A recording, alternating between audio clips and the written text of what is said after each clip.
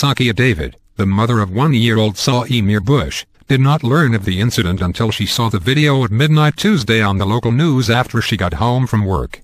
The man and woman seen in the surveillance video from the federal laundromat in Camden, New Jersey, were initially presumed to be the boy's parents. David identified the woman as the girlfriend of the boy's father, and still is unable to identify the man who placed her son inside the washing machine while playing a game of peekaboo. The door locked shut, and Saimir tumbled around inside the active machine as the woman screamed for help. An alert employee shoved 2 tables out of the way and hit a circuit breaker to disable the machine, then pried the door open to remove the boy, who was unhurt except for a few bruises. "It's her fault too," David told the Philadelphia NBC News affiliate on Wednesday that it was an accident and that she was not pressing charges. But on Thursday, she reversed her stance. Story: Mom, boy not with parents when put in washing machine. I just want to tell Sandra, the babysitter, this is not over, because everybody said I wouldn't be pressing charges and I'm, David told Ann Curry.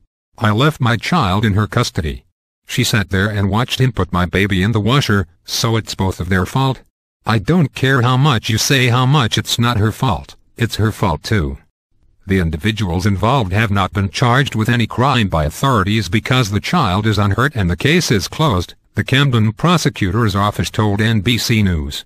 In a subsequent Today segment Thursday during which Today's professionals discussed the incident, lawyer Star Jones opined that taking the case to court would be not the best use of judicial time and money.